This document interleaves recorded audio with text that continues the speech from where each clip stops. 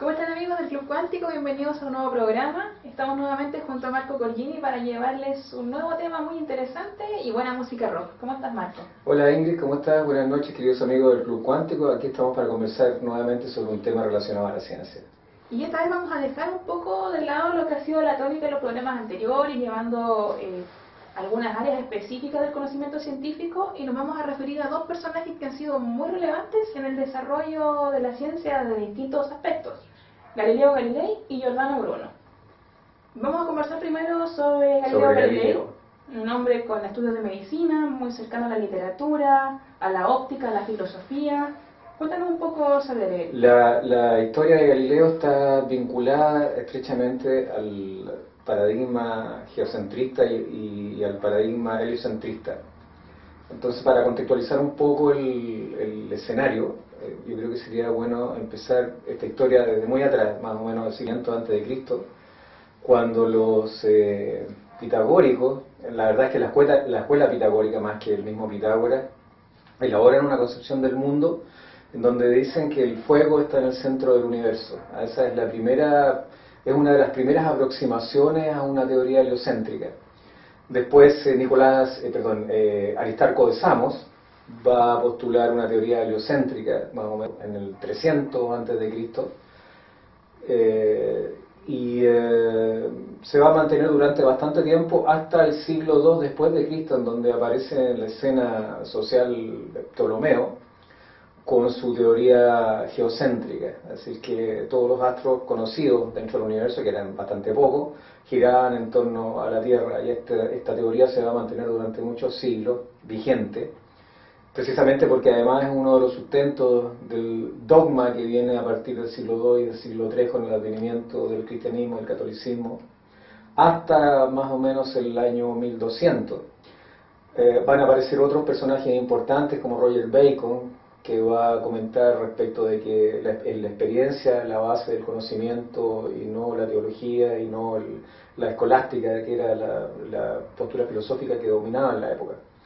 Y a partir de ese momento hay una apertura bastante grande respecto del pensamiento y de la concepción del mundo que se tiene. El mismo Leonardo da Vinci, que bueno, es uno de los hitos del Renacimiento, va a comentar que el Sol está en el centro y que ilumina todos los astros, que ya es el advenimiento, ¿no es cierto?, de esta teoría heliocéntrica, que va a ser la que va a florecer. Más adelante, bueno, el que instaura nuevamente la discusión y quien la pone en el tapete es Copérnico, quien definitivamente va a postular una teoría heliocéntrica, y obviamente desde una perspectiva en el concepto actual más científica que la anterior. Y de ahí para adelante este es un desarrollo acelerado. Hay tres personajes que son muy importantes, que es Tycho Brahe, que es un astrónomo y que va a tener una teoría que es híbrida entre el geocentrismo y el heliocentrismo, que va a decir que todos los astros, salvo la Tierra, giran en torno al Sol, pero el Sol gira en torno a la Tierra. Y por lo tanto salva con esto, además de su seguridad personal, ¿no es cierto?, el dogma de la época. Sin embargo, con los estudios de Tycho Brahe, más adelante Kepler y el mismo Galileo, del que vamos a conversar más adelante, van a apoyar la teoría de Copérnico y van a postular efectivamente que es el Sol el que está en el centro del universo visible para nosotros y no el Sol, y no la Tierra, perdón. Ese es el contexto. Ahora, Galileo juega un papel muy importante desde el punto de vista del advenimiento de la ciencia empírico-racional, porque tal cual la conocemos hoy día, porque es uno de los primeros, no el primero, pero uno de los primeros que realiza ya en forma definitiva, que ejecuta en forma definitiva este vínculo entre las matemáticas y la observación. Es decir, se refiere al dato, que la experiencia es importante, pero además de que es importante, entiende que hay que cuantificarla. Y de hecho en una de sus obras él escribe explícitamente que este gran libro de la naturaleza está escrito en el lenguaje de las matemáticas, que es una de sus frases más famosas que ha perdurado hasta nuestros días. ¿Qué es el aspecto que para ti hace más relevante a Galileo Galilei relacionado al desarrollo de la ciencia? Bueno, Galileo Galilei como personaje es interesante, pero además, y por lo que va a pasar después, pero además es el representante de este surgimiento de nuevas ideas y de nuevas perspectivas respecto de la realidad, que como te dije antes venían emergiendo, ya eran, se había mantenido latente durante mucho tiempo. La teoría heliocéntrica no es una teoría que hubiese nacido en el siglo en el 1600 con Galileo, sino que venía hace mucho tiempo, se había mantenido en las sombras, pero vuelve a aparecer a la luz de descubrimientos obvios, de descubrimientos científicos, de la observación de objetos celestes, etc. El mismo Galileo observa a través de un telescopio cometas o satélites de planetas, y por lo tanto sus conclusiones respecto del heliocentrismo no son arbitrarias, sino que están basadas en hechos concretos.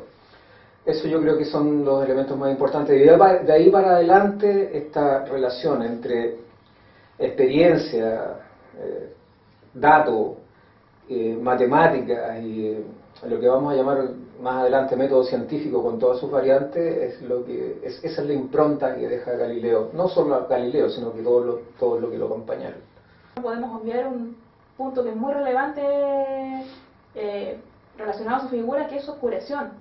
Háblanos un poco de ese momento. Bueno, el romper paradigmas, y sobre todo en la época en que lo hace Galileo, no es una cuestión fácil, porque lo que solía suceder es que aquellos que ponían en tela de juicio el dogma, además de ser juzgados entre comillas por los tribunales eclesiásticos, eran entregados a su brazo secular, que era la justicia civil. Y cuando eran condenados de herejía, finalmente, la mayoría de las veces, el destino final era la hoguera.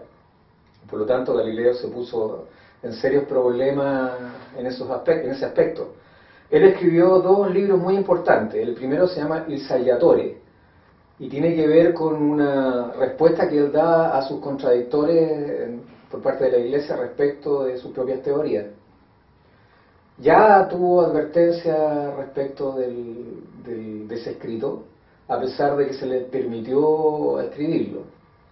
Pero ya en su segunda obra, que es sobre los dos principales sistemas del mundo, el copernicano y el ptolemaico, bueno, ya se le había hecho una admonición. El libro está escrito en un tono muy satírico. Son tres personajes los que participan de la obra. Uno es una especie de intermediario entre los otros dos. Uno representa las tesis ptolemaicas y las otras las copernicanas. Y el que representa las tesis ptolemaicas, cuando uno lee el libro se da cuenta que no tiene muchas luces intelectuales. Y lamentablemente se interpretó esto como que realmente al quien representaba era el Papa. Sobre todo los contradictores de Galileo tuvieron mucho interés en que esa fuese la tesis que se aceptara. Y por lo tanto Galileo fue acusado de herejía y de mantener una teoría que iba contra las escrituras. Eso le significó una acusación por herejía, un juicio muy largo, y en el cual la manera de salvar la vida fue abjurar. O sea, Galileo estuvo a punto de ser quemado. No se le quemó seguramente por la tremenda influencia que ejercía este personaje en la sociedad de su época. Uno tiene que comprender que estas corrientes de pensamiento no solamente permearon la sociedad civil, sino que además permearon la misma sociedad eclesiástica. Y por lo tanto había muchos dentro de la misma iglesia que concordaban con las tesis de Galileo.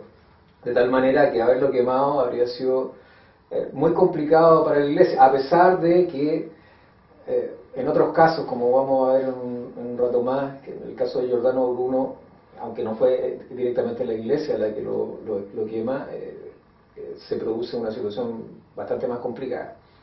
Galileo finalmente abjura, y yo quisiera leer, porque creo que es importante para el público en general, leer la abjuración, su abjuración. Dice: perseguido y acusado por la Inquisición, Galileo abjura el 22 de junio de 1633, en el convento romano de Santa María Minerva. Y dice comillas, esta es la curación que él mismo hace: pero puesto que después de haber sido intimidado por este santo oficio, de que debía abandonar la falsa opinión de que el sol está en el centro del mundo y es inmóvil, y que la tierra no está en el centro del mundo y se mueve, y que no podría sostener, defender, ni enseñar, ni de palabra ni por escrito esta falsa doctrina, y después de haberme sido notificado que la mencionada doctrina es contraria a la Sagrada Escritura, he escrito y dado a la imprenta un libro en el que expongo la mencionada doctrina condenada, aduciendo a su favor argumentos muy convincentes, sin aportar ninguna solución. He sido por este hecho declarado vehementemente sospechoso de herejía. Y concluye: juro también y prometo cumplir y observar estrictamente todas las penitencias que me han sido y me sean impuestas por este santo oficio. Y si contravengo alguna de mis promesas y juramentos, no lo quiera Dios, me someto a todas las penas y castigos impuestas y promulgadas por los santos códigos y otras constituciones generales y particulares promulgadas contra semejantes delincuentes, con la ayuda de Dios y su santo evangelio que toco con mis manos. Después de recitar la juración, se persignó y firmó la atestación: yo, Galileo Galilei, he abjurado como figura más arriba de mi puño y letra. Después de la abjuración, Galileo es condenado a vivir enclaustrado en su propia casa y muere enfermo y viejo después de varios años. Pero finalmente el triunfo es de Galileo, porque la historia lo reivindica y la verdad finalmente florece y emerge solamente por su propio peso. Increíble historia. Pasemos ahora al otro personaje que teníamos como invitado de hoy, que es Giordano Bruno, un hombre más cercano al ámbito de las letras, filósofo, poeta, amigo de las ideas copernicanas, no tanto de las aristotélicas. Cuéntanos un poquito de él. Bueno, Giordano Bruno es un personaje muy singular porque, y a pesar de que no tiene el impacto científico que tiene Galileo, precisamente porque no es un científico tal cual nosotros lo entendemos hoy día. Quizás está más cercano a la magia y a la filosofía de la época que a la ciencia tal cual lo entendemos, a pesar de que adscribía las ideas de Copérnico. El problema para Giordano Bruno es que Giordano Bruno fue un personaje muy contestatario de su época, o sea, ese es el representante de aquel que defiende sus ideas a ultranza, y eso ha trascendido época. Él postulaba la existencia de muchos mundos, de muchos soles, no importa cuáles hayan sido los motivos y las razones que aducía para dar esos argumentos e ideas. Lo importante es que es un símbolo de la libertad. Ahora, Giordano Bruno fue también condenado, estuvo transitando por muchos países, escapando de la Inquisición, perseguido. Comenzó como fraile, finalmente sale de la iglesia y termina deambulando por muchos sectores. Muchos reyes y príncipes lo consideraban un sabio, por lo tanto lo invitaban a dar charlas, conferencias, etc. Fue invitado a Venecia en algún momento, traicionado por quien lo invitó y entregado a los tribunales de la Inquisición romana y quemado en el campo de Fiore, un mes de febrero.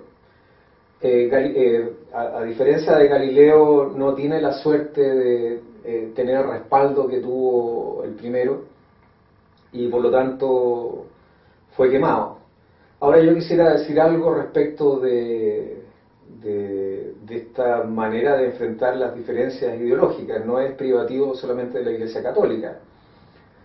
En esta época no solamente se quemó a Giordano Bruno y se condenó al ostracismo a Galileo. Miguel de Servet, quien fue el descubridor de la circulación menor de la sangre, por otras razones, él objetaba la Trinidad en la Santa Escritura, fue quemado, pero no por orden católica, sino que por orden protestante. O sea, ya estábamos en medio de la Revolución Protestante. Se dice que fue el mismo Calvino el que pidió que se le quemara porque no le gustaban sus presupuestos religiosos. Mucho tiempo después los mismos calvinistas, los mismos protestantes van a pedir disculpas respecto de este acto que se considera salvaje. Pero esta no es la primera vez que se persiguen las ideas en esta época, ¿no? Que son características de una manera de ver el mundo unilateral, que era precisamente contra lo que luchaba Giordano Bruno, y por eso es un símbolo hasta hoy día de precisamente la libertad de expresión y del libre pensamiento. Marco, ya hablamos un poco de Giordano Bruno, de Galileo Galilei. ¿Qué otros científicos, pero ya más contemporáneos, han tenido un impacto similar o impacto relevante en el desarrollo de la ciencia? Es que en física y en matemática yo creo que lo más importante, bueno, en física definitivamente Copérnico y Galileo son un hito histórico porque toma en cuenta que esta concepción se mantuvo, geocéntrica, se mantuvo más o menos del 200 después de Cristo hasta el 1400, 1500. Y por lo tanto ellos fueron los más significativos, junto con Tycho Brahe y con sus concepciones especiales respecto de la realidad. Y Kepler, por supuesto. Pero más adelante a partir de Galileo hay una eclosión, hay una emergencia de la ciencia tal cual la conocemos hoy, o muy parecida a como la conocemos hoy día, impresionante. Entre medio, ¿no es cierto?, bastante tiempo después va a aparecer Newton, que finalmente va a elaborar una teoría respecto de la gravitación que va a ser tremendamente significativa hasta el siglo XIX, hasta fines del siglo XIX, principios del XX. Va a revolucionar el concepto de universo que tenemos, va a decir que hay leyes y va a relacionar todavía más las matemáticas, el concepto de matemática con el concepto de realidad. Junto con él vamos a tener matemáticos muy destacados como Laplace, ¿cierto? Que desde el punto de vista de las matemáticas muchos consideran como el análogo a Newton, que también va a tener injerencia en el análisis de la realidad física. En el caso de biología ya bastante más adelante, un hito también tremendamente importante es Charles Darwin. Obviamente la teoría de la evolución es quizás una de las teorías más impactantes y más significativas para el ser humano. Está diciendo en el fondo cómo funciona esta estructura que nosotros entendemos como biológica, que da cuenta de la vida en nuestro planeta. A pesar de que existían muchas teorías en esa época muy, muy extrañas respecto de esa realidad, incluida esta de la generación espontánea, donde la gente pensaba que en donde había, por ejemplo, montones de basura, los ratones crecían en forma espontánea. Son teorías muy extrañísimas. Y más adelante, en el siglo XX, el año 20, el 25, bueno, están las dos más grandes teorías que nosotros conocemos en este momento y que nos han marcado hasta nuestra época, que son la teoría especial y la general de la relatividad por Albert Einstein, y también la mecánica cuántica, surgida a partir de los estudios e investigaciones de Bohr, Schrödinger, Heisenberg, etcétera, lo que se va a llamar después la escuela de Copenhague. Ambas teorías, una cosa que todavía se discute, no completamente complementarias una con la otra, no son absolutamente, una no puede describir absolutamente lo que describe la otra. Hay cosas que han quedado abiertas, hay problemas abiertos, por ejemplo lo que se llama la cuantización de la gravedad y otro tipo de problemas parecidos, pero sin duda son en términos macroscópicos. La teoría de la relatividad general lo que dice es que hay una geometría implícita en el comportamiento macroscópico de los cuerpos del universo que conocemos. Es decir, aquello que conocemos como gravedad, por ejemplo, es la forma en que afecta la masa de un cuerpo, el espacio que la circunda. Y eso era una cosa impensable antes, y por lo tanto es una forma de matematizar el universo tremendamente interesante. Y la mecánica cuántica lo que estudia es el micromundo, las partículas elementales, y ha sido tremendamente exitosa al hacerlo. Prácticamente todas las partículas que nosotros conocemos hoy día y que se han descubierto experimentalmente han sido predichas, eso es lo más importante, predichas por teorías que están dentro de la mecánica cuántica, como la teoría estándar, la superestándar, etc. El mismo bosón de Higgs era una partícula que estaba predicha por la teoría, por estas teorías.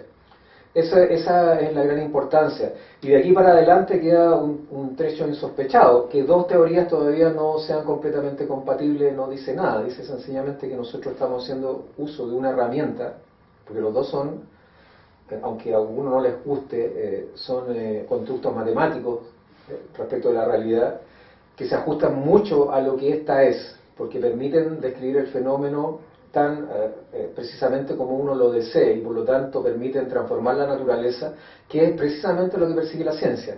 No solamente observarla, sino que además transformarla. Eso es lo que hace la diferencia con otras disciplinas del conocimiento humano.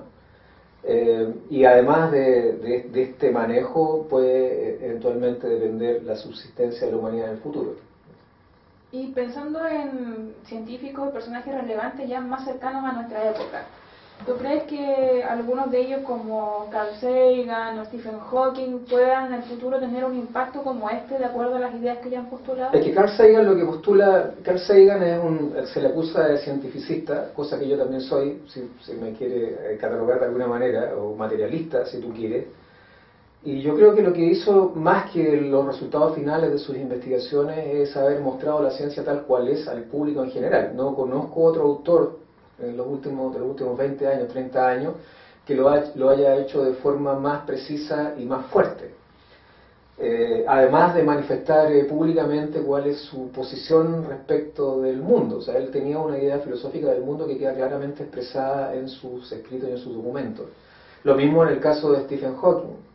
No es, él tiene una pugna muy fuerte con otro físico matemático que se llama Roger Penrose, que es más bien platonista y cree que las matemáticas son una cosa que está implícita en la realidad objetiva, es como que está escrito en algún lugar, y él lo reconoce abiertamente. Bueno, no, Stephen Hawking, si uno quisiera decirlo, es desde esa perspectiva más realista y más materialista, o adscribe a una posición más fenomenológica que la de Penrose. Por eso te digo, todos los grandes científicos y todos los científicos en general tenemos posiciones que son ideológicas y que son perspectivas del mundo o filosofía respecto del mundo de acuerdo a cómo uno ha trabajado su ciencia.